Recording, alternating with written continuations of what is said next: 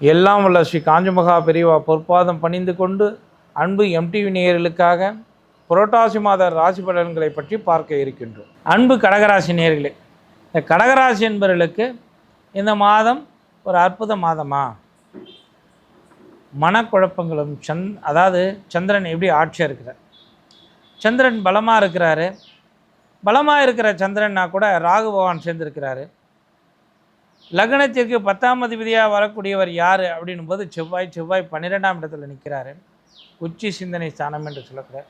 2ஆம் அதிபதியாக வரக்கூடியவர் யார்? சூரிய பகவான் 3ஆம் இடத்துல சூரிய கேது தொடர்புக்கு போயிடுறாரு. லக்னத்திற்கு 5ஆம் அதிபதியாக வரக்கூடியவர் 12ஆம் இடத்துல இருக்கிறாரு. 7ஆம் அதிபதியாக வரக்கூடியவர் 8ஆம் இடத்துல அஷ்டமத்தில் இருக்கிறார். என்னடா இது எல்லா இடத்துலையும் லாக்கு போட்ட மாதிரி ஒரே ஒரு இதுவாக இருக்குதே அப்படின்னா, லக்னாதிபதி ஆட்சி பெறுகிறார். லக்னத்திற்கு 9ஆம் அதிபதியாகவும் 6ஆம் அதிபதியாகவும் வரக்கூடிய குரு பகவான் லாபஸ்தானத்தில் சஞ்சாரம் செய்கிறார். அப்போ இந்த கடக லக்னத்துக்கு இந்த மாதம் கடுமையை கொடுக்குமா, பாதிப்பை கொடுக்குமா அப்படின்னா, பெரிய பாதிப்பும் இல்லை, கடுமையும் இல்லை. ஆனால் நாம் எந்த ஒரு செய்யக்கூடிய காரியமாக இருந்தாலும் அதை நிறுத்தி நிதானமாக செய்ய வேண்டும். ஒரு முறைக்கு இருமுறை யோசித்து செய்யக்கூடிய ஒரு அதிகாரம்.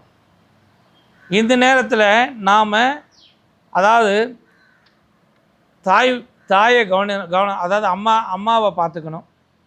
கடகராசி என்பவர்களுக்கு அவரவர்களுடைய அம்மாக்களை பார்த்து கொள்ள வேண்டிய அவசியம். அப்போது அம்மாக்களுக்கு ஒரு சின்ன சின்ன பாதிப்புகள் தரக்கூடிய ஒரு காலகட்டம். சின்ன பாதிப்பு பெரிய பாதிப்பு அது அவரவர்களுடைய ஜாதகத்தை பார்த்து தான் கணிக்க வேண்டும்.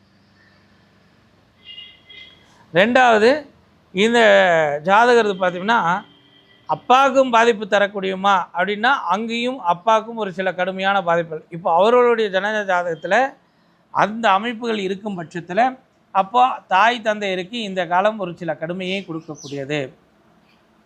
சனி பகவான் அஷ்டமத்தில் சஞ்சாரம் செய்கிறார், சில கஷ்டங்களை கொடுக்கக்கூடியவராக இருப்பார். அப்போ இதிலிருந்து நான் வெளியே வரணும்.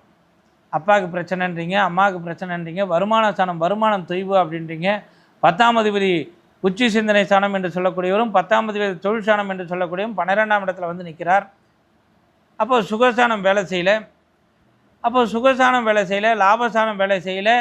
லக்னத்துக்கு 5ஆம் அதிபதியாக இருக்கக்கூடியவரும் 10ஆம் அதிபதியாக இருக்கக்கூடியவரும் எங்கே இருக்கிறாரு அப்படின்போது 12ல் மறைஞ்சிருக்கிறாரு. இதெல்லாமே நமக்கு ஒரு சிரமத்தை கொடுக்குதே. இது நம்ம என்ன பண்ணுறது? ஜோதிடங்கள் அற்புதமான ஒரு பரிகாரங்களையும் பலன்களையும் தந்து அவர்களுக்கு யோகத்தையும் பாக்கியத்தையும் பலத்தையும் சொல்லக்கூடியது அற்புதமான ஜோதிடம். இப்போ இந்த நேரத்தில் நாம் எந்த கடவுளை வழிபட்டு நம்ம ஆனந்தத்தோட சுபிட்சத்தோட சந்தோஷத்தோட, அதாவது வரக்கூடிய பிரச்சனைகள் கூட நமக்கு வருவது தெரியாமல் காத்து கொள்ளக்கூடிய கடவுள் யார்? தமிழில் அதாவது தமிழ் மார்க்கம் என்று சொல்லக்கூடிய இந்த அற்புதமான மார்க்கத்தில் 6 விதமான மார்க்கங்கள் கையாளப்படுகிறது. இந்த தமிழ் என்ன பண்ணால், தமிழன் மட்டும் இல்லை, அதாவது நம்ம மட்டும்தான் என்ன பண்ணுறோம், ஏன்னா 6 விதமான மார்க்கங்களை கையாளுகிறோம். இந்த 6 மார்க்கத்தில் கணபதியம், கௌமாரகம், வைணவம், ருத்ரம், சாக்தம், சைவம், இந்த 6 மார்க்கத்தின் வழியாக நம்ம இந்த 6 மார்க்கத்தையும் ஒருங்கிணைச்சு தான் நம்ம பரிகாரங்கள் பண்ணுறோம். நான் எனக்கு இவரை மட்டும்தாங்க பிடிக்கும், அது இஷ்ட தெய்வம், எப்போ வேணாலும் கும்பிடுங்க, எப்போ வேணாலும் செய்யலாம், எப்போ வேணாலும் நம்மளை வந்து தகுநிலைப்படுத்தி கொள்ளக்கூடியது. ஆனால் கர்மாக்கள், அதாவது கர்மா அப்படின்றது என்னென்னா, நாம் எதை செய்கிறோம் அதுக்கு உண்டான பலாபலன்களை நாம் அனுபவிக்கின்றோம். ஒரு சின்னதாக ஒருத்தர் தப்பு பண்ணிட்டார், அதுக்குண்டான தண்டனையை அனுபவிப்பதன் மூலியமாக அவர் அந்த கர்மாவை அடைகின்றார்.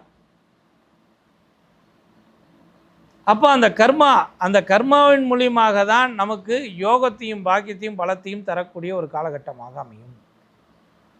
எந்த ஒரு விஷயமும் கர்மாவில் மட்டும்தான் அது நிலைநிறுத்தும். அதை தெரிந்து கொண்டு அவர்களுக்கு உண்டான பரிகார ஸ்தலங்களை நாம் சொல்லி அவர்கள் அந்த பரிகாரங்கள் செய்வதன் வாயிலாக அவர்களுக்கு இன்பத்தையும் சந்தோஷத்தையும் ஆனந்தத்தையும் தைரிய, வீரியத்தையும், ஆரோக்கியத்தையும், பலத்தையும் தரக்கூடியதாக அமையும். இப்போ இவ்வளோ விஷயங்களை நாம் செய்யக்கூடிய பரிகாரங்கள் நாம் செல்லக்கூடிய கோயில்கள் போகணும். பொதுவாக என்ன பண்ணுறோம் நாம் என்னென்னா, ஒவ்வொருவருக்கும் ஒவ்வொரு விதமான கோயில்கள் இருக்கும். இந்த 12 ராசிக்காரர்களுக்கும், சார் நான் என் ராசி இந்த கோயிலுக்கு போக சொன்னாங்க, நான் துலா ராசி, நான் மகர ராசி, கன்னி ராசி, இந்த கோயிலுக்கு போக சொன்னாங்க, இந்த கோயிலுக்கு போக சொன்னாங்க. அப்படியெல்லாம் இல்லை. அந்த மாதிரி ஒரு கோவிலும் கிடையாது. யார் வேணாலும் எந்த கோவில் வேணாலும் போகலாம். அதில் எந்த தப்பும் எந்த தோஷமும் இல்லை. யார் வேணாலும் எந்த வழிபாட்டு முறையை வேணாலும் பின்பற்றலாம். அதில் எந்த தோஷமும் இல்லை. ஆனால் இந்த கர்மா, எந்த கடவுளிடம் எந்த முறையில் நாம் சாமி கும்பிட வேண்டும் என்பதையும் என்ன பொருள் கொடுக்க வேண்டும் என்பதையும் கர்மா நிர்ணயிக்கும். அந்த கர்மாவின் அடிப்படையில் நாம் சென்று பொருள்களையும் கோவில்களுக்கு செய்யக்கூடிய கைங்கரியங்களையும் செய்து விட்டோமானால் அந்த கர்மாக்கள் குறையக்கூடியதாக இருக்கும். அந்த கர்மா குறையும் போது நமக்கு யோகமும் பாக்கியம் பலமும் செய்யக்கூடியதாக இருக்கும். அந்த யோகங்கள் பாக்கியங்கள் எதன் வழியாக வரும்? இஷ்ட தெய்வத்தின் மூலியமாக வரலாம், நாம் கும்பிடக்கூடிய தெய்வத்தின் மூலியமாக வரலாம்.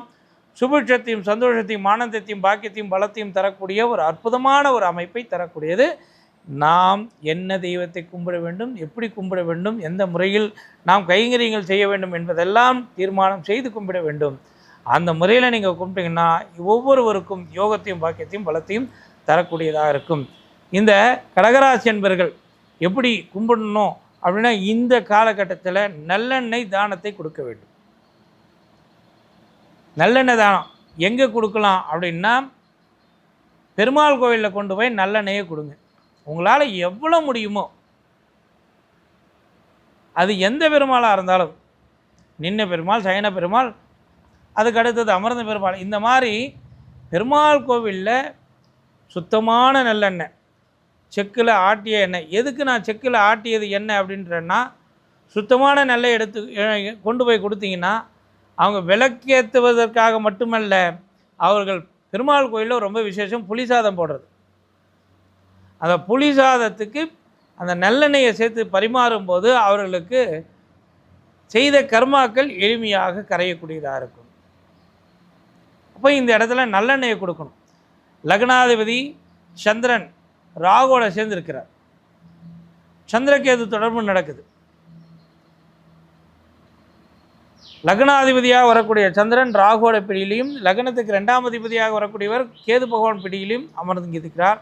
அதனால் இந்த இடத்துல முதல்ல நீங்கள் செய்ய வேண்டியது, பெருமாள் கோவிலில் நல்லெண்ணெய் எடுத்துகிட்டு போய் கொடுங்க. அதே போல் அம்மன் கோவில் வழிபாட்டு முறையை சிறப்பாக செய்யுங்கள். இந்த முறை உங்களுக்கு நீங்கள் எண்ணியதெல்லாம், ஏன்னா காரணம் என்ன, லக்னாதிபதி எங்கே இருக்கிறார்? சந்திரன் ஆட்சி இருக்கிறார். லக்னத்துக்கு 5ஆம் அதிபதியாக வரக்கூடியவர் 12ல் போய் மறைகிறார். 9ஆம் அதிபதியாக வரக்கூடியவர் 10ஆம் அதிபதியாக வரக்கூடியவர் எங்கே இருக்கிறார் அப்படின்னும் போது நமக்கு 12ல் போய் மறைகிறார். 9ஆம் அதிபதியாக வரக்கூடியவர் எங்கே இருக்கிறார்? லாபஸ்தானத்தில் இருக்கிறார், ராகுவோட பிடியில் இருக்கிறார். அதனால் நேயர்களே, இந்த காலகட்டத்தில் நீங்கள் யோகத்தையும் பாக்கியத்தையும் பலத்தையும் அனுபவிக்க வேண்டுமானால், அதாவது மகாவிஷ்ணு பெருமாளுக்கு போயிட்டு நல்லெண்ணெயை கொடுத்து சுவாமி கும்பிட்டு வாங்க. யோகமும் பாக்கியம் பலமும் இல்லம் தேடி வரக்கூடியதாக இருக்கும்.